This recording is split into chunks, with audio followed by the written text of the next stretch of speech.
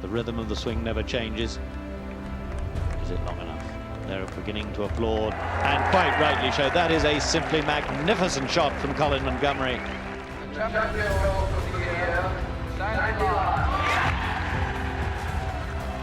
Laurie's the winner. Not a million miles away, is it?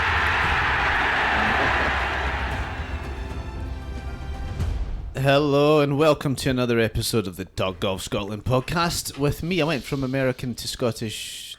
I don't know. There, did you notice that? Was that American? No. With me, Stu Whiteford, and today I'm joined by Andy McCarty. Good morning. Peter Whiteford. Good morning. And Donald Mackay. Good morning. Are you feeling better, Donald? You were very, very sick last week.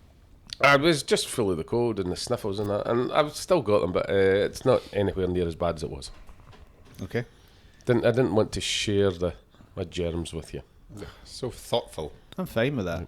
My mum thinks a bit of germs is good for you. You know? I don't like the Germans. Andy, tell me what happened this week. Oh, I thought you meant as in an incident. I haven't done much. My hand's buggered, so I haven't done much. I played one game of golf last week, I think it was, Wednesday, and yeah, so I got my loft and lies checked on my irons, and it turns out that some of them were 2 degrees strong, and they were quite flat. So one of my pals moved them back to standard, and so I played, and what a difference! The ball flight, spin, distance control. I'm going to be on the tour. Don't know what tour, but because and off the back of that, you got a present, didn't you? I did. I got Stuart to order a loft and line machine. Yes. He's top of the range loft and line machine. He's just so believable. I love it. Yeah, just for me and Pete to check our clubs, because we want to do that. It's only because Andy promises me this loft and line machine is going to make me money. Oh yeah, Millions. Oh yeah, You'll Millions. Okay. You'll There's a market. cover the cost of that within the first week. you'll have to take them out of the shop because you'll be that busy doing loft and lies. There's a good market Have to for do it in the car second-hand loft and line machines. Yeah, 1,800 quid. And Cash he's for loft and line machines. charging about £2 a clip. It's going to take a while. I'm excited. I'm going to use it. First day it comes out. You'll not know what to do, Pete. No, I'll get Andy to do it. Because I was in the market for a new set of clubs, and then I hit a few shots, blah blah blah, and there's an awful lot of clubs that are very close to each other in my distances and stuff. So I'm excited to use it. So I'm no longer going to get a new set of clubs this season, I don't think. Oh, well, that'll be some money to it. Is that how much they'll charge Peter? Oh, quite a lot for Pete. Yeah, I think it'll pay itself. Plus labour and fees. But no, it made a lot more of a difference than I thought it would. Like it genuinely did, height wise and stuff. So it kind of explains why I've maybe struggled to get height on my clubs. But So when you put them back to normal loss from 2 degrees strong, they went higher, did they? They did go a lot higher. They did go. No, just so that the listener can understand. Yeah, sorry. You know? So I was struggling a lot, as you guys would Does know. your pitching wedge go higher than your 7-iron? Right. Stop it. Okay. Sorry. Stop being mean. So Sorry. you guys would know that I struggled quite a bit last year with distance control and thing. It was more in my wedges, to be fair, so that kind of takes a little bit of a excuse away from me. But yeah, I was just struggling to kind of get height, and I hit the ball quite hard. I shouldn't really struggle to get height, but spin and height I've really struggled with. But I've only played, as I say, one game, but it was night and day. It was Good. really night and day. But Pete makes a good point as well. I think a lot of guys, when they do get lofts and lies checked, it's very easy. Like, they'll hand clubs in somewhere and they'll say, I want them all 1 degree strong, or I want them all 1 degree up, or whatever it is. But quite often it might need a bit more manipulation than that. Like Pete was saying, a couple of clubs in his bags are a wee bit close together. It doesn't mean to say that when you get a new set of clubs, every club is going to have the perfect gap. Exactly. So I think getting them checked and done. I mean, come along, we'll do you a good price. Try to sell it here. There you But go. no, but What they a do. salesman you are. I know, That's but they do evil. though. Like, Have you ever heard a car salesman? Do you want to buy this car? but no, they do. Not a lot of guys do that. So I think hitting shots with each club, getting them checked, I think is a good way of doing it. I haven't done it for a long time. So Clubs move, right? So Yeah, they've been especially when you hit battered the about ball, in your yeah. bag. Yeah, for a wee depending while. on what clubs you've got. Well, plus the fact you get them out the factory. It's not, we all know that a 9 degree driver I know you're not going to move a driver, but the clubs aren't always perfect. It's just out of factory. So maybe getting them checked is a good thing before you start your season.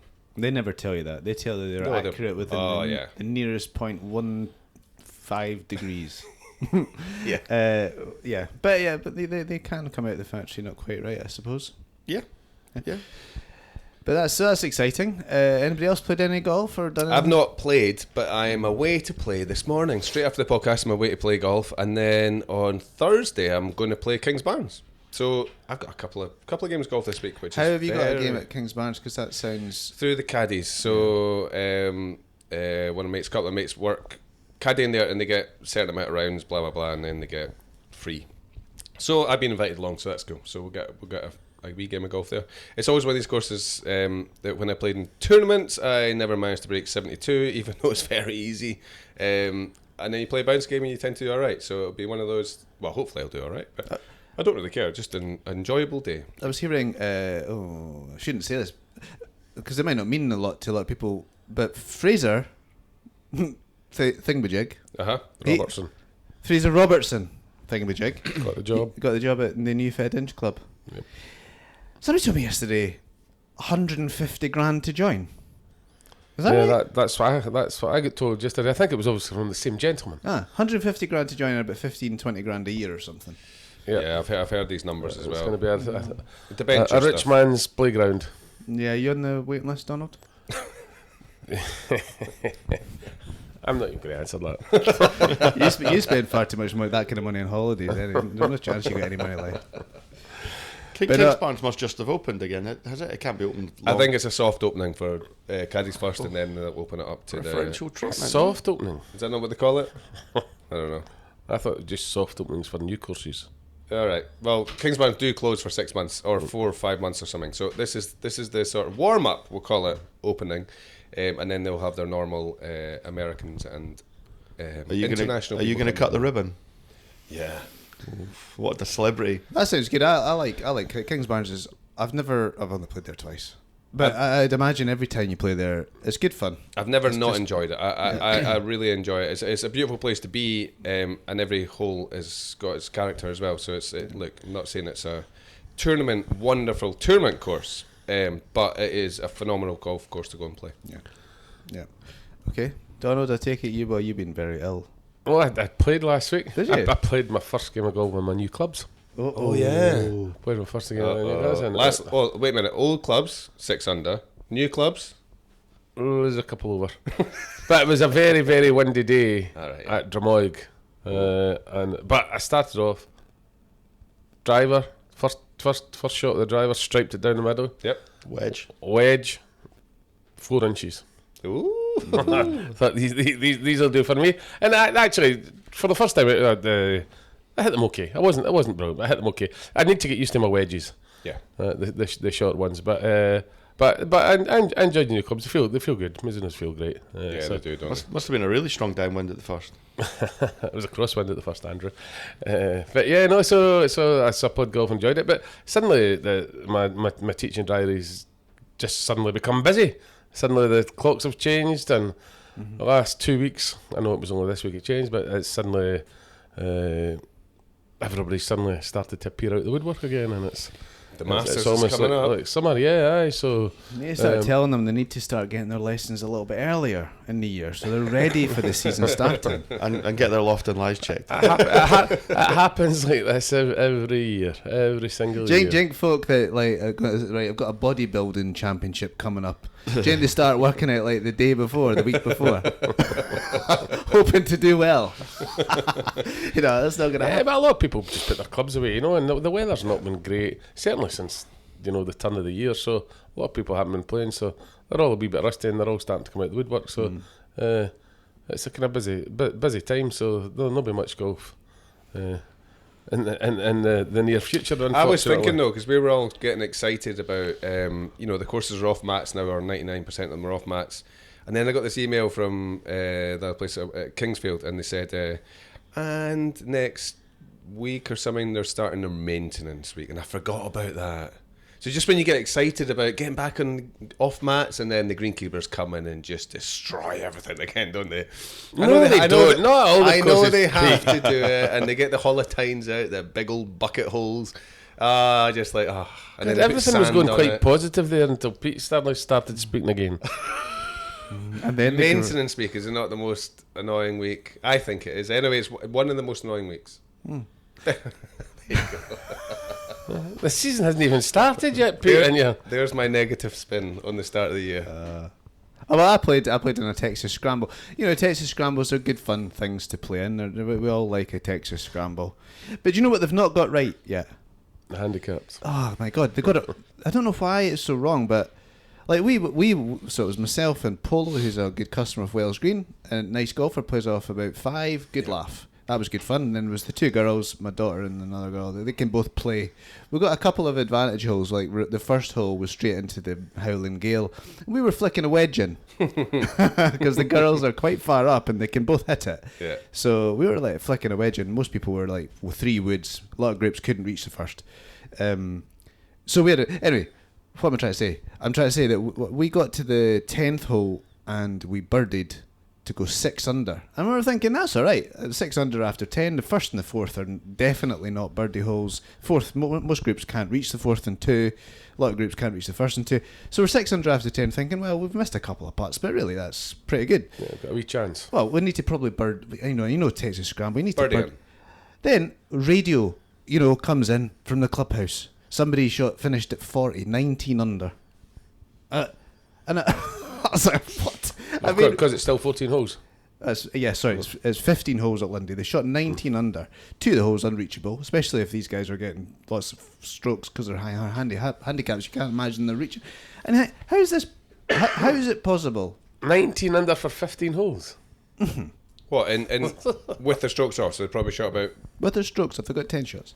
I'm not suggesting they are in any way... It's a club competition. There's not any big prizes up for grab. But the handicaps have to be wrong, don't they? I mean... I would say it's the one... Oh, I thought you were going to go a different way in this story. I thought you were going to say it's the one tournament of the year that the lower handicaps have by far the best chance of winning that. You haven't been keeping up with the rules of scrambles recently, have you, Pete? Yeah. Nope. It's not. Is it all It's changed? not 10% of. Is it not? No, it's changed. That you get 50% of one and 25% Oh, and Christ. 10%. Of Well, the other. the rules There you go. are 25% of the low, 20% of the second lowest, 15% of the third lowest, and 10% of the highest. But like, I look at that and I think, does that make sense? I don't know if that makes sense. I can't work it out. But we got 4 shots anyway. We were 4 shots with a 1 handicap, like I don't know, Polo's maybe 5. 2 girls that are 9 and 12, although I think girls get 2 or 3 extra shots. So say they're 12 and 15. That ended up being a 4 handicap. And so there's a group out there getting 10 handicap. So I imagine they're all very high.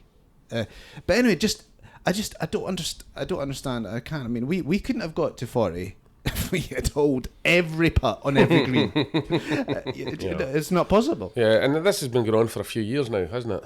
Right, since they changed it, so they do need to look at that. Yes, it did used to be strongly in favour of. It was just if 10%. If there was a scratch team out there, 4 scratch boys, it was strong in favour of them. But now it's going the other way, Right. and you've got a lot of people not enter Scramble Opens now because of it. Well, that's 2 years in a row I've played in the Scramble, and you get both years were like you get anything. Last year I remember getting anything. We've done all right. Nowhere to be seen. Not even close. So, but it was good fun. It's always good fun playing a Scramble. Yeah. It takes the pressure off, doesn't it? Yeah. It'll free your driver right up, Stuart. I drove all right. I had a couple of wee horrible ones, but I was the best I've driven in a wee while. Polo was impressed. He definitely wouldn't have been impressed with the rest of the game. But my new irons go a long way. Too far. Well, What's the control see, like? to be honest though, we're still on the mats. Oh, for God's And sake. see, Don't speak to us then. There's no I point. know. No But point. I want to talk about the Spurk mats because people keep saying, "Oh, the Spurk mats are amazing." No, amazing. There's no such thing as an amazing mat. But they're hard, and the ball comes off with the wedge goes really high, and the irons seem to come off low and squirty and fast. Horrendous. Anyway, I'm so that's the last Low game. and spurky and fast. Spurky, I don't know. I'm not sure it'd be Spurk mats. I'm going to go back to the old-fashioned bit of turf thing. That when you hit a wedge, it would come out low and spinny, and you could hit those spinny shots. You can't do that with the Spurk. Just go off to grass. Just make it grass. Just wait. I'm amazed links courses are still off mats. on mats. Oh, let's not get in this conversation again. Well, it is. links It's courses, it's done. ridiculous. That's us finished now. So we're on. We're all good to go now. So it's great. Anyway, that's my chat. I don't have any more chat. Good. Will we go? Where do we go first? We'll go to India first. Let's go to India first for the Indian Open. Yeah. Yep. DLF. I think it's. Have you played there? No. It was a new. It came up when I just retired. So it's one of these courses. It's kind of like watching. It reminds me of TGL. You know, you get these funky holes that's been manufactured on TGL. These stupid ones. It's that type of. It's a one and only golf course in the world as I know, where basically, you know, there's tiny little fiddly fairies. Miss it left, out of bounds. Miss it right, out of bounds. There's bunkers that you can hit the lip and it just ricochets way off, out of bounds. It's one of these sort of really funky golf courses. It's really, really, really hard, and you see people shooting in a heartbeat, shooting in the 80s. These world, class golfers. After the cut, there was an 89 and there was an 88. It's normally Crazy, yeah? normally in golf, if you got like a really hard golf course, the scoring kind of compresses. And then an easy golf course is when you get the sort of separation, because guys can go, I don't know, 10 under, and then somebody has a reasonably bad day and shoots sort of 2 over. Whereas a hard golf course, everyone's chips and putts all right, and kind of everyone's round about your 70 to 73. So, but this golf course, it just destroys you as soon as you hit one, not even a bad shot, a slightly loose shot. I mean, you got Bhatia that went there, finished. He's fourth in the FedEx or whatever they call it. He gets there and he was eight over for the front 9. It's just like he actually battled really, really well and got back to 5 over, missed the cut by 1. But it's that sort of golf course. It can just bite you really, really quickly. There's only 12 guys finished on par. I was thinking actually just a question, right? Mm-hmm. And I wonder whether you can answer this, because sometimes it's depending on other things. But what's the hardest golf course you've ever played in your life? Can you think of the hardest day on a golf course that you've had? Yeah. I immediately think of the Dukes in a windy day off the black tees. The back nine, the Dukes off the black tees is ridiculously tough. Just too long for me. It's a slog off the back tees, that one. Yeah. I mean, they done a 9-hole exhibition match with 6 European Tour players. I mean, there was Darren Clark, Westwood, Vijay Singh way back in the day, and there wasn't a birdie.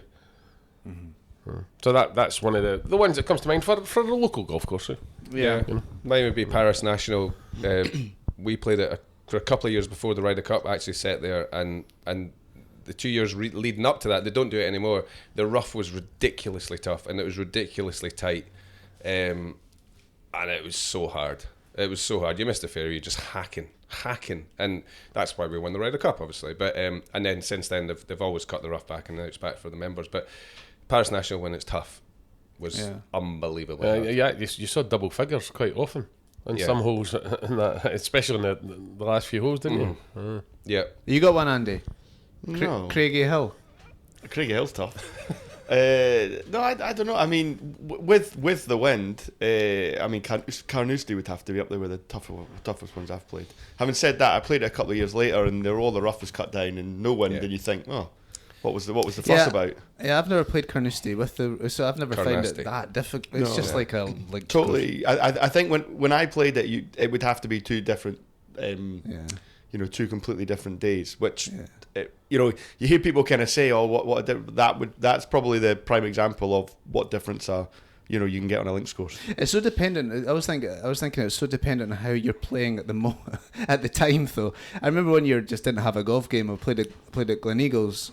Back in the days when Gleneagles was like the European Tour event was played there. Yeah, when it was the Monarch course. And they used to have the rough up quite a lot then, remember? And I couldn't understand. I remember getting to like the 12th hole at about 12 over par, and Scott Henderson was 5 under, and I was like, I couldn't understand how anybody could be 5 under par right here.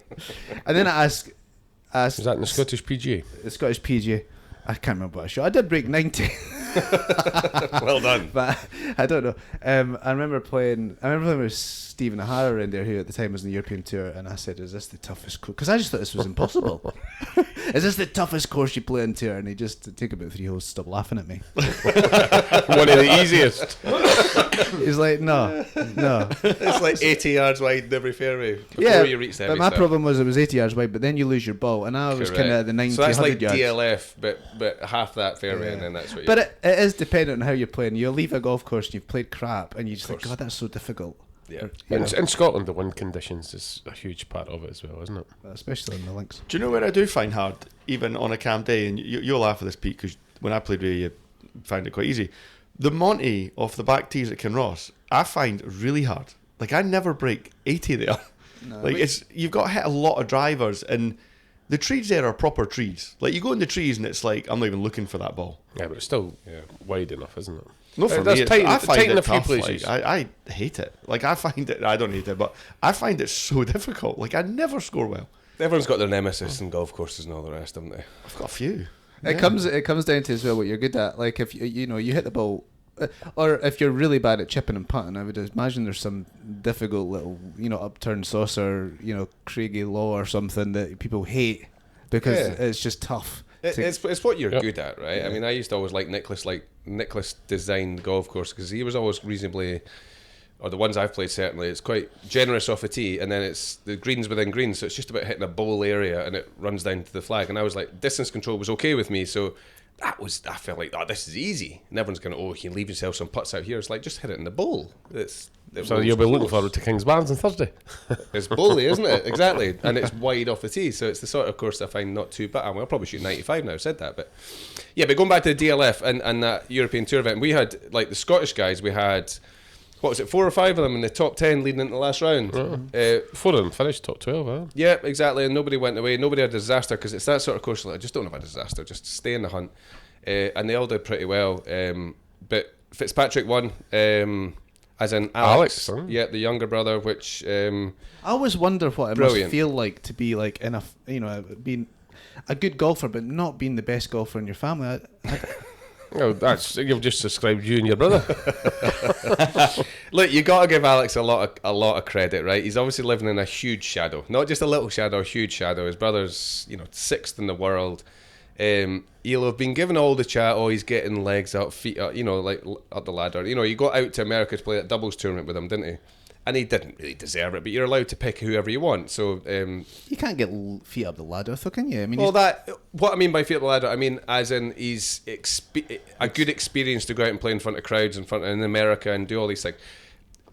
I don't mean it that way. I mean, even though he's been given that, he's still got to work his way up the ladder. Yeah. So he's been given a few sort of feels what it's like, but he still has to work his way up. And around that golf course, he did phenomenally well. He never really made many mistakes. I mean, he doubled the last, right? I find it interesting when you hear him being interviewed and how different he is to his brother. Just the way he thinks about the game. He's much more of. His brother's very analytical about how he thinks about every. He's famously tracked every shot since he was 12. Yeah. Whether his brother was probably at the pub smoking vapes. Easy now, but Yeah. That's Yeah. Well done, Alex.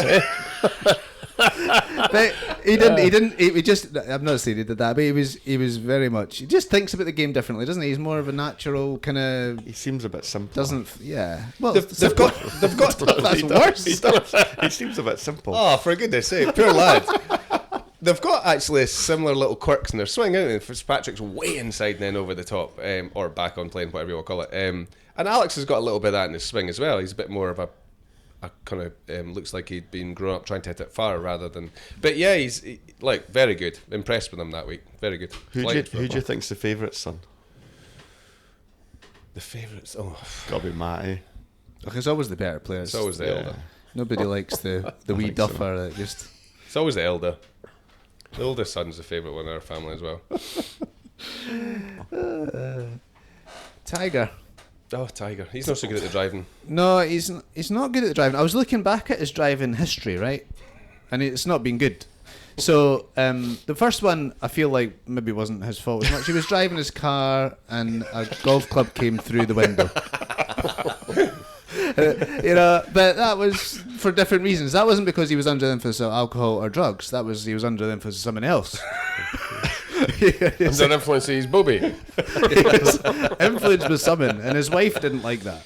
No. But You've got to be pretty mad to do that, though, eh? Like, chase someone with an iron, like, smash their windows while they're driving. Like, you've got to be pretty annoyed. Yeah. Like, do you know what I mean? Things happen, and you can get annoyed at people and be like, I hate you, and you walk away. To chase them with an iron is pretty mental. Yeah, and it probably needed to go to the loft and lie machine after it was done. 2017 was his first arrest for driving under the influence. His famous snapshot where he looked completely out of it. Yeah.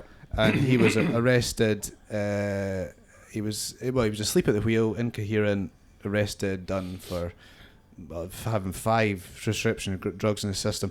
Then in 2021, he drove at 85 miles an hour in a 45, which is pretty fast. In a 45, hits a tree. And at that point, the police never did him for anything. I was late for a tea time, wasn't he? Powers of very expensive attorneys. Yeah, but it's like, oh, it's Tiger. That's the one where he done his leg. Is it That's the one where he done his leg, yeah. That was Yeah. a bad one, right? Yeah. And then 2026, this happens. He's Blotto. Whoa. Blotto one. Not an Prescription alcohol. drugs. Yeah, not an alcohol. I'm not. All right, is that all right? No, it's not all right. But and I'm not giving him any. I think never I think said the guys. alcohol. I think I'm not in here for sympathy for Tiger. I think he's an absolute idiot for this. But you shouldn't be behind the wheel.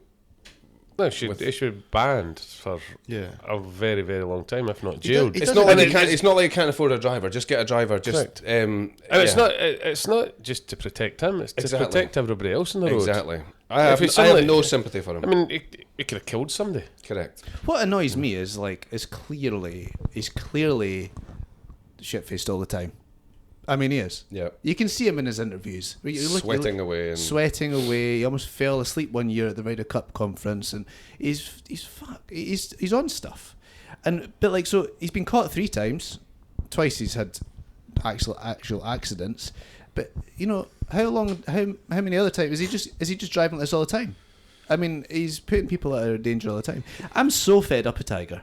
I was one of Tiger's biggest fans. I loved watching him play golf. He was the reason I probably watched golf for 20 years. And now I'm just bored of him. Just stop playing golf. Shut up. I'm just bored. I'm just bored. Just disappear out of the limelight. And I find it such a shame. I feel like he's let us all down. Imagine, we should be looking back at Tiger like we loved Arnold Palmer or something, but we're not. We're just going to look, my kids are going to think he's just that idiot. yeah, and then you sort of say, well, genius always has that element of what is it? They always Flaws. say, yeah, always have massive flaws. But then you get Jack Nicklaus, who's we would never. Either he's got a great team behind him, spin doctors, whatever you call it, or Jack Nicklaus has never put a foot out of line. But Tiger, it's very little sympathy. I just want to remember him for his golf and not all this ridiculousness. I hate seeing him at TGL. I realise it's named after him, but I hate him just holding a stupid flag in his back pocket and running about like he's involved. Don't like any of it. Andy's going, it's named after him. It's named after him. Is it not TGL? The golf league. There's no W in it. All right. Tiger Golf League. Okay. Sorry, it's not named after him, but it's done. But yeah. No, I think it's getting sad now. Unfortunately, one thing I still find it unbelievably impressive that you've got $500 million in the bank, and he still wants to try and make a comeback and still wants to go and play golf and get all these surgeries to potentially be able to play golf. I think it's crazy, as in the drive he has. But yeah, I mean this stuff's inexcusable. I mean he's gonna kill someone. Really. He's ruining his legacy, unfortunately. Correct. That's as Stuart said there. We want to remember him for Tiger, the amazing golfer, and I think eventually we will. But he's trying hard to ruin that right now. 100%. So he needs to just take a wee step back, or whatever, and come out and hit the opening tee shot at the Masters or whatever, and do these kind of things. But his golfing career is done. And I just find it a little bit embarrassing sometimes. Are you going to play in the Masters, Tiger? Then he gives it a little smirk and says, maybe. I'm trying. Maybe I might, keep you all happy. You're really on the hatred for Tiger at the moment. Well, it's like, shut up. Just go and watch your son play golf. If you play in the Masters, you're going to finish last. I mean, really. I just wish you would just be more human about it and stop being like that, Tiger. Come on. I mean, it was fine when you were winning everything, but he still believes, and then that's what you get from the greats. He still believes. If he had stopped after the Masters in 2019, you would have thought the whole perception of him would have changed. As in, if he had finished at that point. In the interview he had where they were like, "Do you think you can win? Or do you need to win?" He goes, "I don't need to win, but I want to win." and then he won that one was like incredible. Like the comeback there. I mean, I think, to be honest, it probably gets a little bit forgotten now. But the fact he had come back after that long with everything he'd been through and won a major was incredible. But again, it's sort of. But that's dragging out now a testament little to his bit. mindset that I'm talking about, Yeah, and the fact that he 100%. can come back and do that, and he's still got the same mindset. He still thinks he can win, and in his brain, of course, he can. But we're just saying, just Yeah, the reality is. But I mean, he's ill. He's an addict. yeah. And whether we like it or not, and it's self-inflicted, it's an illness, and he's got to go away and get himself cured of that Yep. before he can think about anything else. It's just a shame when, like, it feels like for these top celebrities, or Tiger in particular, when you read the books and nobody tells Tiger what. Everybody's scared. Just yes men around. And him. nobody says no. Nobody says no. Nobody pulls him up in anything. Nobody says, "Oh, Tiger, you shouldn't be driving that car. You shouldn't be driving any car." Just and then he does it, gets in trouble, and then some lawyer comes around and his team and hides it all, and it all goes away. Yeah. It's just the world's wrong, isn't it? It is, but it's the world. It's not just Tiger here. This is what happens to But you see it in boxing now, don't you see it in the boxing? These guys trying to make comebacks now. No one's going to tell them, like a Floyd Mayweather. No one's going to sit there and say, "No, you're not doing it." You know, it's It's like driving a car. I was having a conversation with somebody last week and said, what is he doing? I said, I would never drive. I would never drive again. It'd be amazing. Go to golf. Do you want a beer? Yeah. Okay. We'll get my driver to pick us up. It's fine. Exactly. But Does he not? he obviously likes driving. If you like driving, you're going to have a nice car that you want to drive. If you enjoy driving, I don't particularly enjoy driving, so I wouldn't bother me if I never drove again. Yeah. But if you've got that much money and it's something that you enjoy, Where does he live? Is it LA? Jupiter, isn't it? Florida. Do you not get like driverless cars over there? Are they not allowed over there now? Yeah, Tiger was in one. A driverless car. Oh, he wasn't. Sorry. Yeah, it's coming. There's a couple of places out in the States that have got them now. But yeah, anyway, enough said about Tiger. It's a shame because he's, like you said, Donald, his legacy's getting ruined a little bit for our generation. Yeah. Texas PGA Tour event, Andy. Nah. Andy's shaking his head. Nah. Didn't watch it. nah. I watched it. But only 2 weeks after Gary Woodland comes out with this, his makes PTSD. public his problems with his mental PTSD after his brain tumor and his surgeries, and he's fearing everything, and he's got huge anxiety. It's amazing that he does that 2 weeks ago, tells everybody, and then suddenly he wins. Amazing, eh? Yeah. It is amazing. Yeah, absolutely delighted for him. Fantastic. Fantastic. Obviously, gets that off his chest, gets it out and open, and whether that's released anything or not, Pete does a bit of work with the Uncle's Foundation and stuff. I've done a bit of that, and these guys that suffer from PTSD, we don't know how it affects them, but obviously when they can talk about these things, it seems to help them an awful lot, and it's obviously done very well for Gary Woodland. It just shows you, though, like, talking, isn't it? I mean, we're humans. Getting stuff out and chatting and telling people and talking about things openly is good for us. Surprisingly enough. And there you go. And what does Tiger never do? Exactly. Never makes anything public. Exactly. Yeah. Yeah. Look, awesome story. I mean, yeah, I think he's one of these guys. I don't know anyone. I've never heard anyone say a bad word about Gary Woodland. And even last week you said, "Oh, I'm not really a fan of Shane Lowry." I mean, who I think is the most likable guy on the planet. It's like you could say pretty much everybody in golf, and somebody won't like McIlroy, somebody won't like Scheffler. I've never heard anyone say that about Gary Woodland. To be fair, though, I've never heard many folk talking about Gary Woodland. No. Yeah, but you forget how good he was. Do you know what I mean? It's been 3 years or whatever since this started, at least. He's a class golfer, and by the way, that event he played like the class golfer he is. I mean, it was just a clinic. How he played. His putting was immense.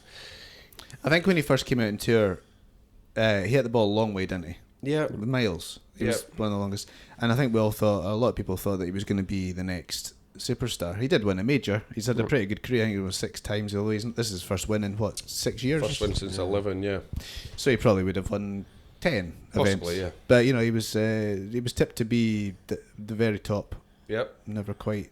He lost a huge amount of weight as well, didn't he? Remember at the same time Bryson put on weight, he lost a load of weight, and he reckoned he lost a lot of distance through that, which I thought was quite strange at that level. I didn't think you'd do that, but he lost a lot of weight at the same time as But you Bryson don't put know on when weight. any of this brain stuff. Well, quite 'cause it possibly, was yeah. pushing on certain parts of it. And I'm no brain surgeon. Obviously. Really? In case you guys. In case anybody was wondering. I'm no brain surgeon. But yeah, no, it's The revelation of the week. how long it's been going on, but phenomenal. Look, obviously the golf course is made from to a certain extent. There was no rough. Did you notice this? Yeah, it was very easy off a tee. You got Min Woo, who just he won it last year, Min Woo Lee, and he was up there again this year. It's the course that's made for them. The longer hitters, paradise, just wham it, find it, and then you're okay. Minwoo's appearing more and more, isn't he? Yeah, new caddy I saw in the bag as well. Unfortunately, well, not unfortunately, I like both. It's just he could be class Minwoo, couldn't he? He's so close. I don't know what holds him back from going to that next level, because his household is holding him back. But it is he just looks like he's got all the game, Minwoo. I'm not sure he's quite as possibly invested as some of these top Yeah, guys. I think I'll he's agree. kind of said that. Well, you're saying that through that program, right? Yeah, he was, basically he kind of said his sister was the one that was really the worker and the grafter and was golf. He was like, quite like the social media, I quite like a bit of this. He said, I'm not sure. I mean, it's possibly changed now, but I think he kind of said he wasn't maybe as committed to some of these guys. But I kind of feel like he doesn't really have that killer instinct. He doesn't, because he doesn't win like these top guys do, but... Yeah, it just needs to become a habit again, doesn't it? And we're all different. Everybody doesn't have to be as invested or as committed. Correct. Maybe he's happier, and this makes him. If he went all invested and went, right, okay, I'm going to do gym, I'm going to do stato, I'm going to do this, that, and the other, and not live as much a happy life, if you like, then he'd be more unhappy in the golf course, and then it would affect his scores. You never know. It's one of these chicken and egg things. But if he was a bit more Scheffler, would he do better? The stats would tell you yes, but mentally, I'm not sure. Yeah. It's funny how when you say they're not invested, surely every golfer wants to be number one, though, yeah?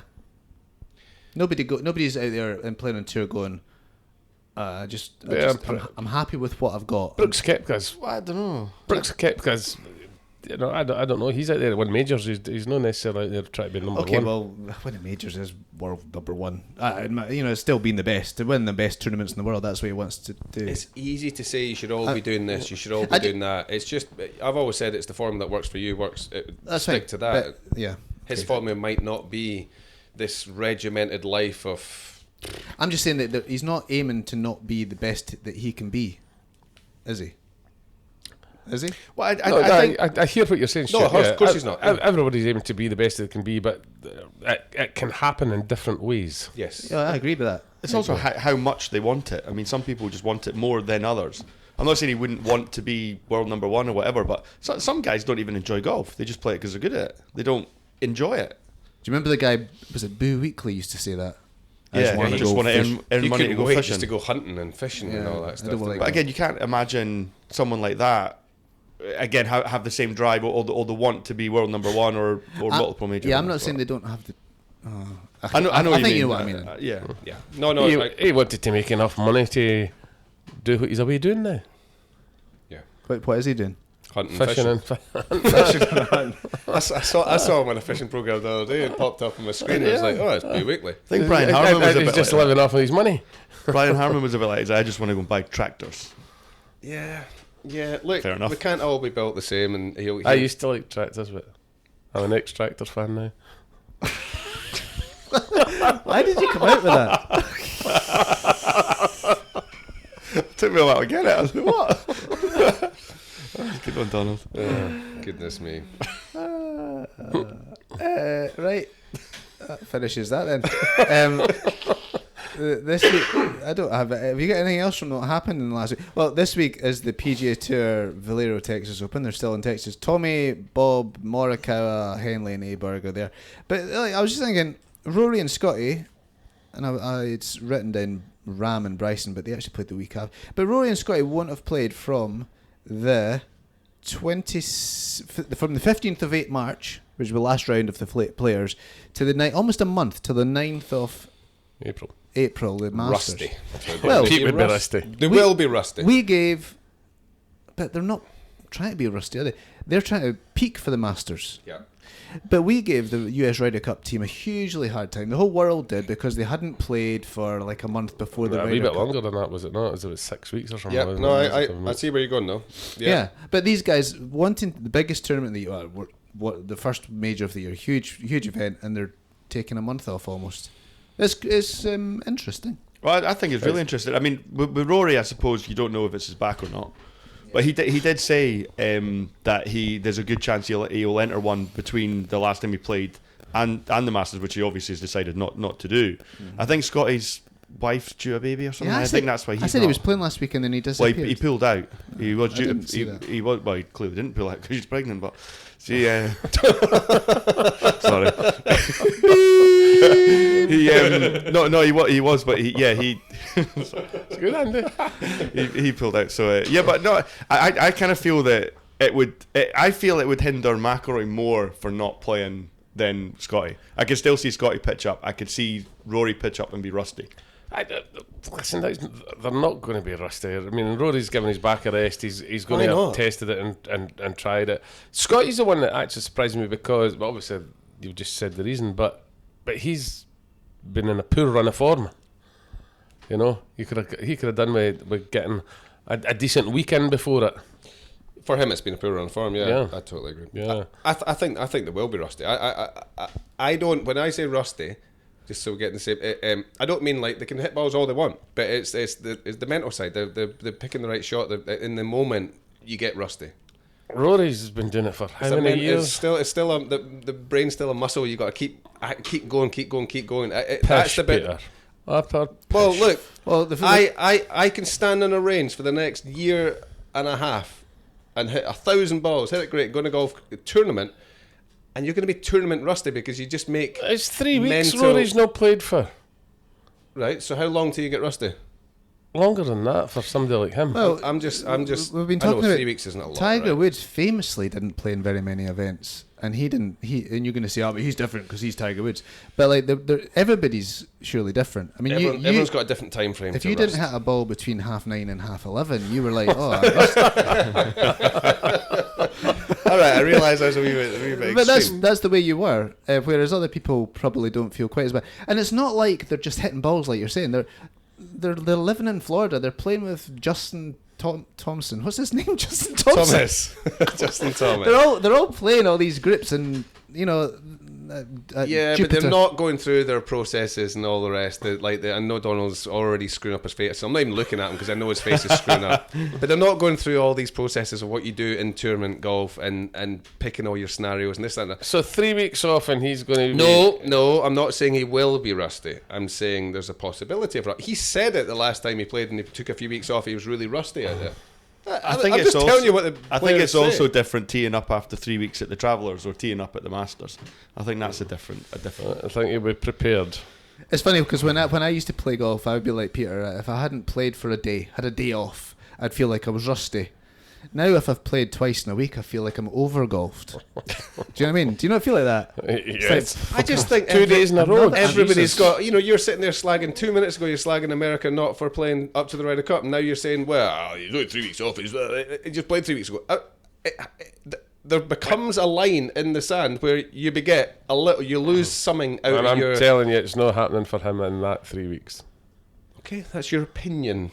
Yes, you it is. Big moonhead. Well, it's also you. So, you know, I've won the argument when he's got to insult me. that was a brain surgeon insult. That wasn't it? I mean, clearly intelligent. It's, Whoa, fun- maybe it's start funny it. how yours was an opinion, but Peter's obviously isn't an opinion. It's just fact. No, I'm not saying mine's fact either. So it's an opinion. I'm not speaking for the rest of this podcast. Right, okay. Well, that's enough guff. Yeah? Uh-huh. Okay. 44 minutes. I think that's enough. Is it? That's enough this week, yeah. Are we doing a Masters preview next week? Well, what are we going to say? We've kind of Who do we think is going to win? Are they going to be rusty? Yeah. Maybe Tiger Woods will have another crash by then. Do you think he'll play the Masters? No. 100%. I don't care. I've got a feeling he might play. Shut up, Andrew. Scotty must come. Okay, thanks very much, everybody. See you next week. Bye. Bye.